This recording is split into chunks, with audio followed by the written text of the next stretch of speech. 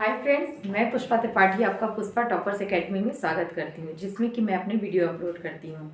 और अपने पिछले वीडियो में मैंने आपको डिविजिबिलिटी रूल के बारे में बताया था, जिसमें कि मैंने 11 तक के नंबर से डिविजिबिलिटी समझा दी थी। तो चलिए उसी को प्रोसीड करते हैं। तो आज हमारा है डिविजिबिलिटी बाय 12। पहला, डिविजिबिलिटी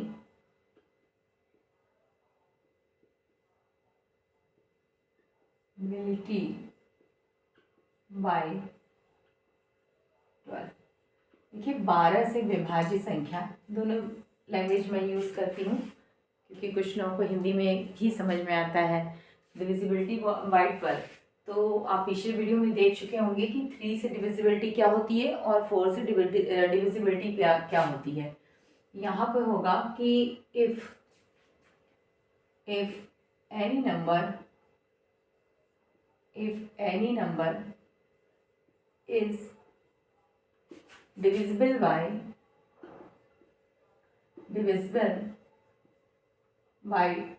3 and 4। इट मीन्स कि अलग अलग, अगर कोई संख्या 3 और 4 से अलग अलग पूरी तरह से विभाज्य है तो वो 12 से भी डिविजिबल होगी, विभाजित होगी, divisible by 4। Then given number is divisible by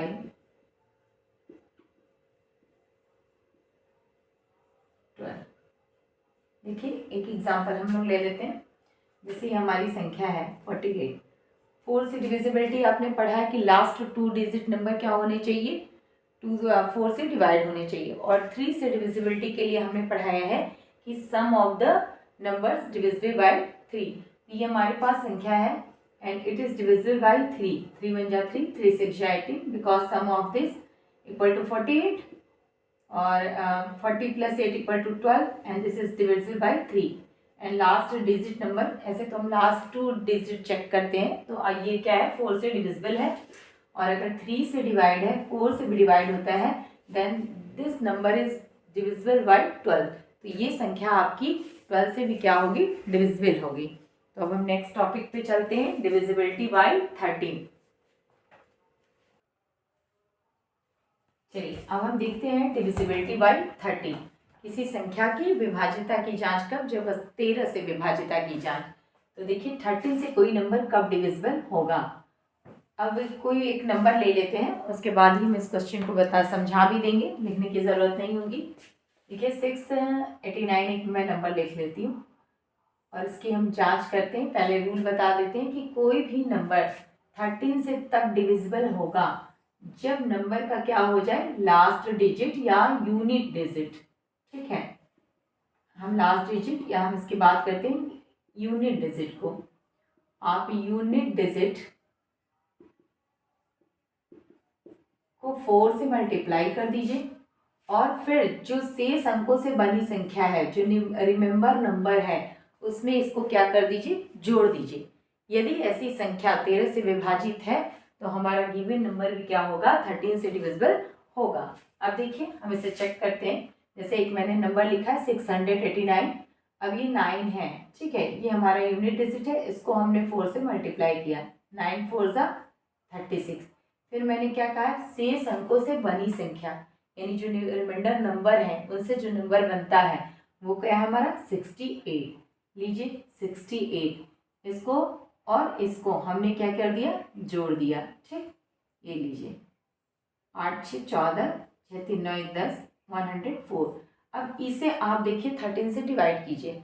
अगर हम 104 को देखें, ये हमारा 13 से डिवाइड है, हाँ डिवाइड तो है, और चाहे तो इस रूल को आप प्रोसीड कर सकते हैं। जैसे यहाँ पे हमारा क्या है, 10 है और यहाँ 4 है, 4 को हमने 4 से मल्टीप्लाई किया, 4 इंटू 4 क्या आ गया, 16 आ गया। अब इस 16 को देखिए रिमाइंडर अंक से बनी संख्या, 10 में क्या कर दीजिए, प्लस कर दीजिए, 26 आ गया। 26 क्या होगा, 13 से डिविजिबल होगा, therefore this number is divisible bye 13। तो मैंने 13 से डिविजिबिलिटी रूल क्या बताया, बहुत ज़्यादा लिखने में हमारा टाइम वेस्ट होगा, तो मैं आपको समझाती चल रही हूँ और आप उसे बहुत ध्यान से समझिएगा। वीडियो को अगर एक बार में ना समझ में आए तो दोबारा प्ले करके जरूर देखिएगा। देखिए मैंने क्या कहा है कि 13 से डिविजिबिलिटी चेक करने के लिए हम संख्या की यूनिट डिजिट को देखते हैं और यूनिट डिजिट को हम 4 से मल्टीप्लाई करते हैं। 4 से मल्टीप्लाई करने के बाद जो हमारे बचे हुए अंकों से बनी संख्या है, जैसे कि यहाँ पे मैंने लिया कि 9 4 जा 36 और बचे हुए अंक से बनी संख्या हमारी क्या है 68 है। इसमें हम इसे क्या करेंगे प्लस करेंगे। जो नंबर आएगा अगर वो 13 से डिविजिबल है तो वो नंबर हमारा गिवन नंबर 13 से डिविजिबल होगा। अब यहाँ पे हमारा नंबर क्या आ गया 104 and it is divisible bye 13। आप चाहे और इजी बनाने के लिए फिर हमने चेक किया कि लास्ट डिजिट को 4 से मल्टीप्लाई किया, 4 4 जा 16 और 10 को हमने क्या किया 16 में प्लस किया, 26 आ गया and 26 is divisible bye 13। Therefore given number is divisible bye 13। ठीक है, तो आप लोगों को 13 से डिविजिबिलिटी समझ में आ गई होगी। अब हम नेक्स्ट पढ़ते हैं डिविजिबिलिटी बाय 14। चलिए अब हम आगे पढ़ते हैं डिविजिबिलिटी बाय 14। ठीक है, कोई नंबर कब 14 से डिविजिबल होगा या 14 से विभाजित होगा। तो देखिए कोई भी नंबर है हमारा और if any number is divisible bye 14 कब, जबकि ये नंबर 2 and 7, बिकॉज 14 का फैक्टर हमारा क्या है 2 और 7 है। तो हमारा गिवन नंबर क्या हो 2 से और 7 से दोनों से अगर डिविजिबल होगा तो गिवन नंबर हमारा क्या होगा 14 से डिविजिबल होगा। अब 2 से तो आप जानते ही हैं कि 2 से डिविजिबिलिटी के लिए क्या होना चाहिए, यूनिट डिजिट आपकी क्या होनी चाहिए 0 2 4 6 एंड 8। अगर आपकी यूनिट डिजिट इनमें से कोई भी हो तो नंबर हमारा 2 से डिविजिबल होगा।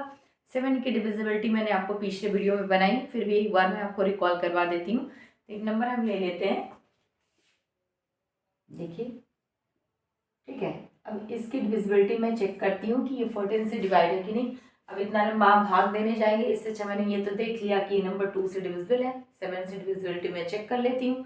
7 के लिए देखिए बताना 14 से है लेकिन मैं 7 को रिवाइज करवा देती हूँ। ठीक है, तो 7 के लिए हम करते क्या है कि यहाँ पे जो यूनिट डिजिट है, ठीक है, हम यूनिट डिजिट में 2 से मल्टीप्लाई कर देते हैं।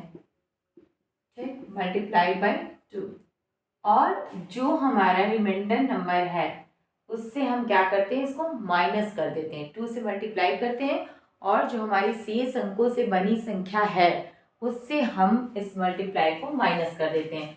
तो देखिए शेष अंकों से बनी संख्या पहले हमारी क्या है 638 और यहाँ जब मैंने क्या 4 में 2 से मल्टीप्लाई किया तो हमारा क्या आ जाएगा 8 आ जाएगा। 4 2 जा 8, तो माइनस आप कर दिए, क्या आ गया 0 3 एंड 6। ठीक है, तो ये हमारा क्या आ गया 630।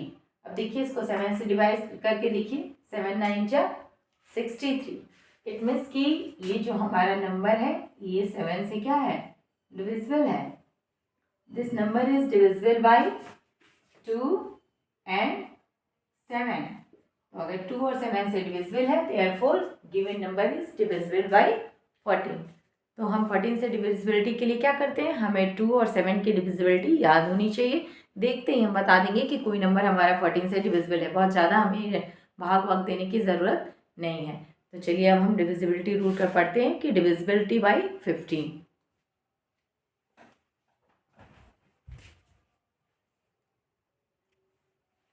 तो चलिए स्टूडेंट्स हम अब देखते हैं डिविजिबिलिटी बाय 15। तो ये बहुत इजी है, इसमें ज़्यादा कुछ भी नहीं करना है। Divisibility bye 15, if any number is divisible by factor of 15, that is factor of 15 हमारा क्या हो सकता है 3 into 4। यानी कोई नंबर अगर हमारा 3 से डिवाइड है और 5 से डिवाइड है तो वो नंबर हमारा क्या होगा 15 से भी डिवाइड होगा। 3 से डिविजिबिलिटी आपको पता होनी चाहिए कि sum of the number is divisible by 3 and 5 से डिविजिबिलिटी अगर आपका नंबर का यूनिट डिजिट क्या हो 0 हो या 5 हो।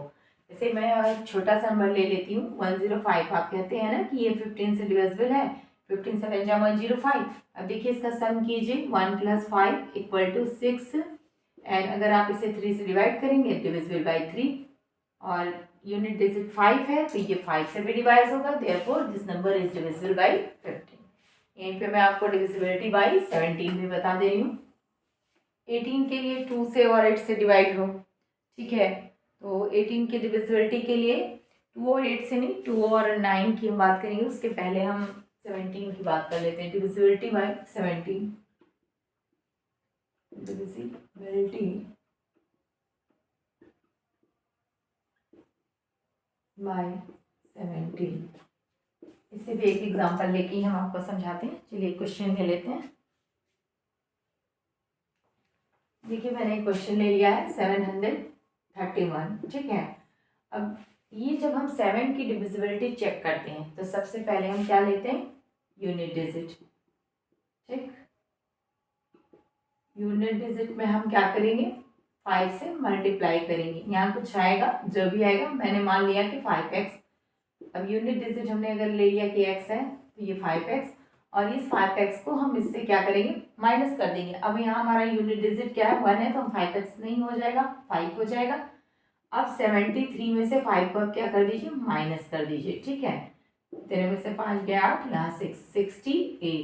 क्या ये 68 70 से डिवाइड है, यस।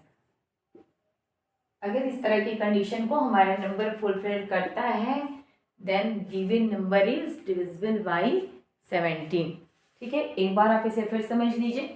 मैंने क्या किया, 17 से डिविजिबिलिटी के लिए हम बहुत ज़्यादा भाग नहीं करने जाएंगे। हम बस देखेंगे कि लास्ट जो नंबर है उसको 5 से हमने मल्टीप्लाई किया, उससे पहले सारी डिविजिबिलिटी हम चेक कर लेते हैं।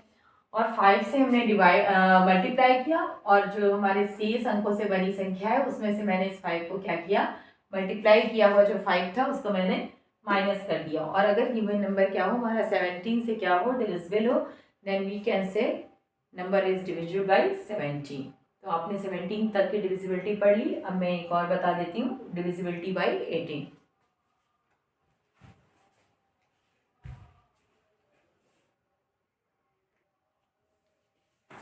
चलिए तो अब हम पढ़ते हैं डिविजिबिलिटी बाई 18, ओके। तो डिविजिबिलिटी बाई 18 को हम देखिए, कोई भी नंबर है तो वो 18 से कम डिविजिबल होगा। सबसे पहले तो आप 18 के फैक्टर कर लीजिए, 2 और 9। इसका मतलब कि वो 2 से डिवाइड हो और 9 से डिवाइड हो।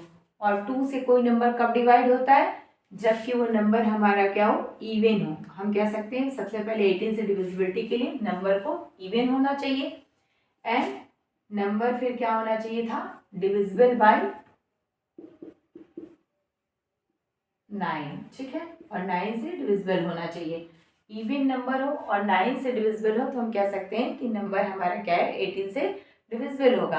और 9 से डिविजिबिलिटी मैंने पिछले वीडियो में भी बताया है, आप उसे एक बार देखिएगा। और ऐसे है कि इफ क्या हो कि sum of the number is divisible by 9, sum of number, इसको क्या होना चाहिए था, डिविजिबल बाय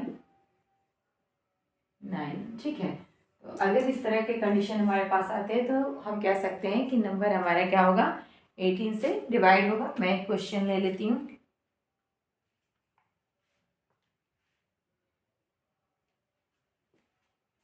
देखिए